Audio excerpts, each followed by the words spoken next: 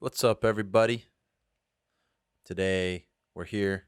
My name is Sean, And I'm Aaron. and we are the Rap Geeks. Rap Geeks, Rap Geeks, Rap So Geeks. today on the Rap Geeks, we got an album. Oh, It was do our. we? We do have an album, as expected, and this one is by underground Los Angeles-based hip hop group called Jurassic 5.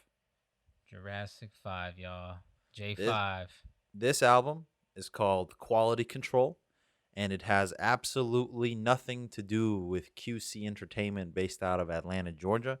In Mama. fact, Mama, That's just this what the Migos say. this has nothing to do with that, and this was released on Interscope Records on June 20th, 2000. And when I heard I Interscope was supports yeah, LA a lot. they They support do. I LA. mean, because they're based out of LA. I mean, doesn't Could that be. make some sense? Could be. Well, go on. But I think when I saw that this was Interscope Records, because Interscope has huge artists like Madonna and Imagine Dragons and Summer Walker and Selena Gomez. Hello. When I heard Hello. that this was an Interscope album, I always thought that they were an independently released hip hop group, Jurassic 5. When I saw that they're actually major label, I want to say my respect dropped a little bit, but you know, that's fine. Well, you can't hold today's standards of being an artist to back then, man. I mean, back then, there was no other way to be a rapper other than to get signed. That was really the only outlet for you. You might be right about that. You Yeah, might be right about it's that. easier. It's easier nowadays to be independent, honestly. Um, Right. right. So Jurassic 5 is comprised of four rappers and two DJs. They have Akil, Soup, Mark 7, and Chali Tuna. And they're accompanied by actually some legendary DJs in Cut Chemist and DJ Newmark. And this is their year 2000, released on June 20th, exactly 20 years ago from today. Quality Control. Now, Aaron and I, unfortunately, we have some similar thoughts about this album. We do. We do. We do. Do you want to start that off? Yeah. Well, if you ask me, a lot of the way and look, this is not hate. I'm really not hating here. We're judging it as it is, as I sees it. I'm calling it as I sees it. All right. And so a lot of how a lot of the rap sound in the album, I would say, is a little treacherous. If you know what I mean, a little treacherous three. You know what I No, mean? I It don't get what you mean. Please elaborate. it goes. So you rap everybody like this, and then you go. You say a lot of nice things. It's positivity. you know, it is old school, and and I'm pretty sure that's the intent coming into it for them. And I even think in a couple of verses I heard that they mentioned something about how yeah they like to pretty much include original rap, traditional rap into what they do. And this being their is this their debut album? I mean it's still pretty early in their career, if that's the case. So it's like they a lot of the remnants of their inspiration could still be heard in their rap style. So I can imagine that being the case. Yeah, I mean, I could hear like a Biz Markie or a Cool G Rap kind of Yeah. vibe coming into this, and this is a year 2000s album when we already had guys like Eminem Yep. coming into prominence, and yet here we have Jurassic 5 rapping like this on Quality Control. Yeah, right. Yeah. And look, so I know for a fact that it was intentional to be like that. And that's much more respect on them to stick with that considering LA being gangster rap. They just got off gangster rap in the year 2000. Well, if anything, it transitioned into what would be then like, early like game or something like that, right? Right. But at Like this that point, West Coast exhibit type stuff. yeah, exactly. And so for them to be sounding like this at that time in LA, I can imagine it being, I'm sure there is a scene for it. LA, the underground scene, there's a lot of really true fans in that scene. And I know Sean, you definitely have been a part of many LA scenes growing up. Yeah, I want to elaborate on this. I feel like there's got to be some talk about the history of Jurassic 5, and specifically what we're talking about here is a very particular scene. So, this scene where we see Jurassic 5, it descends from the story of Crenshaw and Exposition Boulevard. And there used to be a cafe. It was like a health food market and a cafe that also had an open mic that would let artists come on and perform one song at a time. And this open mic was called the Good Life Cafe. And there's actually been tons of documentaries about this, about the Good Life Cafe on Crenshaw and Exposition.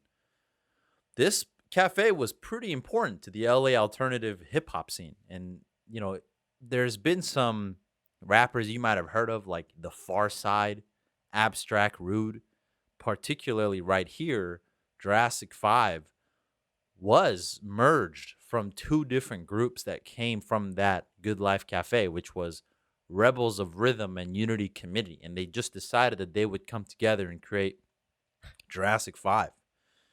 And so there in that influence is actually reflected right here on this album, because there was no cursing allowed in that scene at the Good Life Cafe. Hmm. It was almost as if LA in the late 1980s and the 90s, kind of dissolving in the 2000s, the Good Life Cafe, it was a place for really positive hip hop to come out of it, coming out of Crenshaw, a very positive hip hop that was different than the Mm. Ice Cube, Snoop Dogg, Dr. Dre, killing and drug Yeah, you dealing know what, and dude? fornicating kind of stuff. That makes so much sense. I mean, you got a place like LA where they were the epitome of gangster rap. If anything, the genre, anytime you hear of the genre gangster rap, you got to think LA because it's all the elements of G Funk, P Funk, and the West Coast cruising vibes. And so you have a place where gangster violence in music is that they're pretty much the leaders in that race. They You got to were. were right. At the time though, they were right, Right. and so you you in places like that there is some overly positive stuff, and exactly, and it was is what I think happened in Chicago in 2010s, right, to kind of offset the drill movement that happened. That's what it sounds like. What you just described pretty much sounds like that to me. Yeah, and it is interesting because I used to live in Crenshaw. So Right. I'm very familiar with this area. And I know that historically Crenshaw was always LA's Harlem. And what I mean by that is it was the epicenter of black culture. Now, things have certainly changed in Crenshaw throughout the years. So, like in the 90s, Crenshaw was a very dangerous place. And it was a place with, I don't know if you're familiar with Crenshaw Mafia Crips. Nope. And I mean, definitely the Crip organization had a strong hold in Crenshaw. And then the Blood organization, the Pyru, had a strong hold in something called the Jungles. And that's Baldwin Village. So this was like on Exposition, because you're going a little bit north. You're not too south of Crenshaw. You got Exposition and Crenshaw. You have this Good Life Cafe that's trying to spawn this very positive movement, right? And when people think of Crenshaw, they automatically think of Nipsey Hussle. But at this time, there was a lot of black owned businesses in Crenshaw.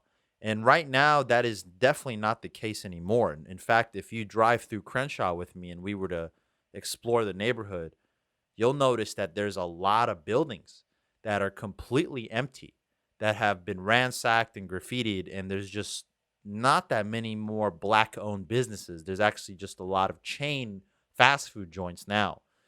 And so this was a very interesting time where I think that there was some some level of like Afrocentricity and African American prosperity that was going on that maybe fueled this movement. In fact, even when Good Life Cafe came to a close, they still continued it, but they continued it under the monikers of Freestyle Fellowship and Project Blowed, which these are two major underground LA um two major underground LA groups.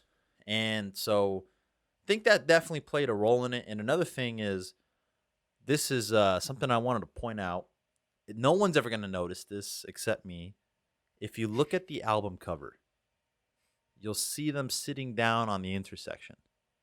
And if you have a high quality enough picture, you'll see that they're at the corner of San Vicente and La Brea. Now, not everyone knows this, but that's the corner outside of the world famous Roscoe's Chicken and Waffles. Mm, So I would say a huge theme of this album is this is this identity of being from LA, but really disidentifying with the history of LA. mm. Go on with that last part. Okay, so like when you think of LA rappers, I'm all like especially in modern day, you're thinking of gangsta rap. Right. In But the I early think 2000s, for sure, we're looking for Nate Dogg. We're looking for Corrupt. right, Corrupt, Nate Dogg, all those guys, right? And then here is like Freestyle Fellowship, The Far Side, Project Blowed, Yep. all of these Crenshaw rappers. I don't know if Jurassic 5 is from Crenshaw, but they could not be for all I know. But you definitely see this thing where they're almost trying to disassociate themselves with the identity of being an LA rapper. And the funny thing is the way they rap is so New York, but it doesn't Yeah. have the grittiness. It's a very solid, but you know what? That's what makes New York rap great is the grittiness. So when you take away the grittiness and you get this smooth kind of LA rapping with the New York lack of grittiness. This is Jurassic 5. You know, it's like Hey! it kind of loses the pizzam. You know, it's just Yeah. there's no more salt in that pasta. So yeah, I mean, there's a track in particular called LAUSD where they actually recognize that, and they have like lyrics where they're talking about how they notice that there's the glitz and glamour of LA, but they Oh, yeah. You reject know all what? that materialism. That I mean, do you know what the name of the song means? Los Angeles Unified School District. Ooh, that's a way to do it. Sure, but it's like lost. And within Lost. the song, I don't remember the lyrics, but I think they talk about the people that come to LA and stuff and kind of the dreams that most people look to do in LA, but it's just a bunch of people that's lost trying to find themselves maybe. Yeah, that sounds like a pretty accurate description of what LA is like, especially if you didn't grow up there and you moved there. Yeah. Would you say that there's more people moving into LA than from LA that's really make moving the economy? Okay, Or is that a so loaded ass question? it kind of is. I would say that most people living in LA are what I would call like first or second, definitely second generation LAers, which is like their parents moved there from some other place, right? One thing you'll notice about LA, and a lot of people talk shit about this, is people besides the Lakers, that's the only exception. People don't really care that much about their sports teams. Whereas, like in the Bay Area, people are fucking crazy about their sports teams. The same Yeah. as anywhere, pretty much Yeah. Chicago, Boston, they die for their sports teams. Whereas in LA, it's like everyone's kind of wearing a different sports team's hat because they all come from different places or their family comes from different places. Right, right. Lakers, I mean, they got a great brand in the NBA, and I mean, there's you either dealing with people who absolutely hate the Lakers Right. or absolutely love them. Yeah, I think the Lakers, they're kind of the exception just because Kobe Bryant. So you just gotta when you got a legend like that on your team, it's just you're gonna have a big fan base. Right, right. Okay, okay. But my number one complaint about this album, and this is my number one complaint. all these guys on Jurassic 5, I recognize they're great MCs. Don't get me wrong. But they don't bring anything different to the table. All four of the MCs. Other than their tone of voice. They all come in to these songs and as just the exact same flow. Look. Hey, what you're saying, you're pretty much telling me, look, guys, I don't like the Migos from the real quality control. I love the Migos. Right, but you Because don't they think they all do the bring same something. thing? No. Oh, okay. The Migos all have a different. This is why I love the Migos, because the Migos all have a different agenda. They all come in with something different to come in with. So like for instance, Takeoff, right? He's the bass, he's the bravado, he's the like I love that about Takeoff. And then you've got and then you've got that one up, Quavo. dog. You've got Quavo, who's the guy writing all the hooks, right? He's writing all the.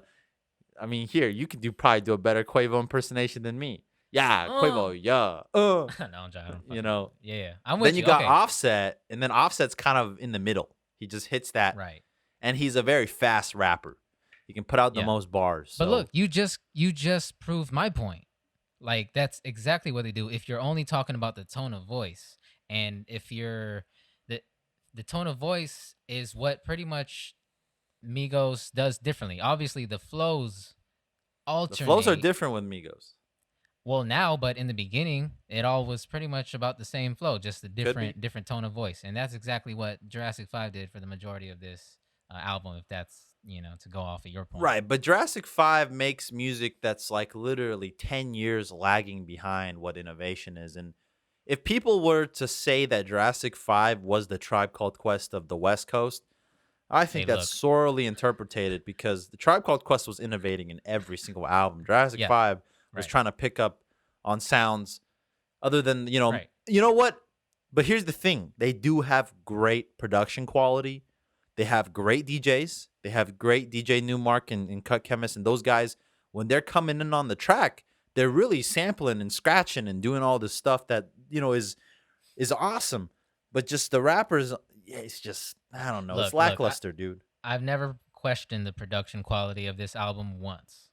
However, you mentioned, in how the Tribe Called Quest have pretty much always innovated with every album. And the fact that we can pretty much call out who these guys sound like is pretty much telling, right? It's like, because they're pretty much doing a newer version of what was already done, right? Whereas Tribe, everything was pretty much new. You couldn't really compare it. You can just point out where the influences might have came from. But with this album, you can for sure pinpoint, okay, they trying to work on this era style right now. Correct. Yeah, I would say so.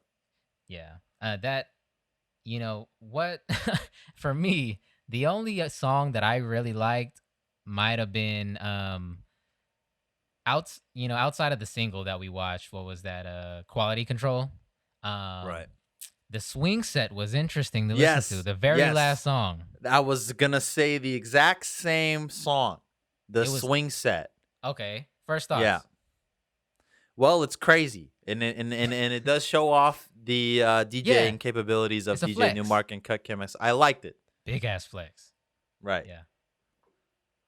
God. And that's maybe the only song I would come back to if I really wanted to listen to this album, because nothing from this album truly jumped out at me. And I was Jurassic 5. Here's the thing, man. Where are they in terms of the totem pole of hip hop legendary and respect? Like, I knew them because I'm from LA and people listen to them, but they're not MF Doom.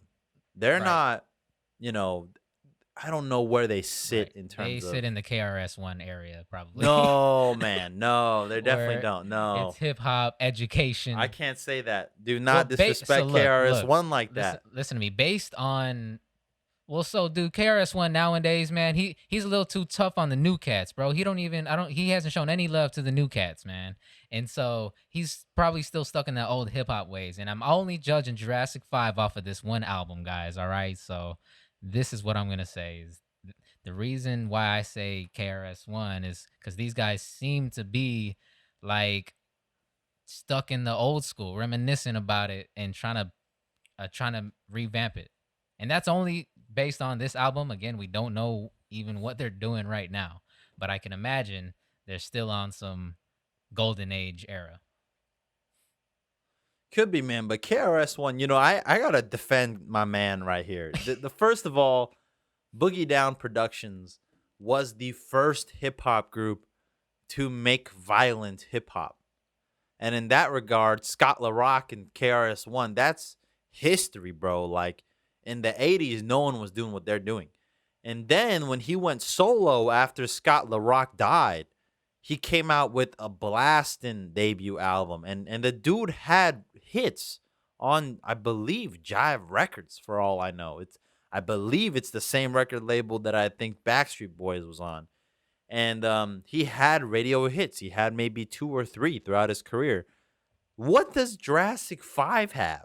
What, like, in compared to KRS-One? Like, KRS-One is legendary to me. He has a right to be sort of, hear me out. He has a right to be angry at modern hip hop because this dude talked about police brutality his entire career, Right. right? And then it wasn't until this year when Lil Baby made a song He did. about police brutality And and it's a good ass YG, song. and it's a good song. And no one was doing that before. They were all just rapping about money. And so KRS-One was like, "Yo, when you got guys like Waka Flocka Flame talking about killing and robbing, Oh like shit. maybe we Okay. should, yeah." Hey, you know what? I'm with you, and you actually remind me of something that I thought throughout this whole album was listening to this album actually made me really question, yo, am I a rap geek? Like, like Because I am. if you don't like this album, Well, no, no. So it's like, oh, I'm a rap geek. Like, I actually like rap music, but this right here, this is hip hop. You know what I mean? mm, And so I started to question, oh shit, I'm actually just I just listen to so rap you music. you are a rap geek, Yeah, essentially. right, right. Okay. Whereas, and so I mean, and Where this is does the rap start? Does it not? Like, where do you think rap right, starts? Little Wayne, Little Wayne. No, no way. That's where it starts. Not Nelly. 500 degrees. Oh fuck. Yeah, I mean, yeah. You're right. You're right. Like, where does you Huh. see now? It gets kind of tough, Oh, right? who is Like, that where Memphis does cat? rap? Oh, you're gonna talk about Tommy Wright the Third? Tommy That's when Wright the rap third. started. That's where it starts. That's where rap music was born, from Tommy Wright the Third's Tommy Wright. garage, pressing cassette tapes. Space Ghost Perp might agree with you on that one. Yeah, if we're gonna take it back, yeah, it's gotta be Tommy Wright the third. And if anybody could show us anybody older than that that was really talking about some shit, let us know. Cause goddamn, Yeah, I I don't thought know, it started man. in '06. You know what I mean? When Drake and Wayne started coming out and jerking music started Jesus, coming out. man. Shout out LA for making jerking and positivity in the same city. You know what? Maybe the Ghetto Boys. Yeah. Could be the Ghetto Boys, because they were on some shit. They were on some angry shit. I would Yeah. call them hip hop, bro. I would call them hip hop. And what is my line between rap and hip hop really? I think my first instinct is to say level of consciousness. Level of jazz influence. Um I think yeah, I think we should definitely take that into consideration, the level of obvious jazz inspiration that a song has, whether it be in the bop, in the Yeah. rhythm or the instrumentation. Um but definitely I would say just the level of obvious consciousness. In somebody like Kendrick he'll make a rap song and a hip hop song. We have Sing About Me, and we also have what's that? I remember sheriff sandwiches and crime allowances. You know what I mean? Right. So it's like, um, but the essence of consciousness is still in a song like that with Kendrick, right? Like whatever he's saying is it's poetry still, and so I would say that's hip hop. So the line is definitely has to be taken on a case by case basis when it comes to rap versus hip hop. And this was all hip hop to me. This album. Yeah, it's hip hop, and I love hip hop, and you love hip hop, but this is not original hip hop, and I think that's where my lack of really emotions toward this comes. So That sounds like a real hip hop head type statement that you just made. you know What's what? real But hip hop to the you? real hip hop heads do like this. Because this is older than what most people say real hip hop, right? Most people that say real hip hop, they stop at the 90s. But this sounds, again, we're talking Treacherous 3, clap your hands, everybody, Curtis Blowhead ass. You know what I mean? Like, that's what this, Grandmaster Flash.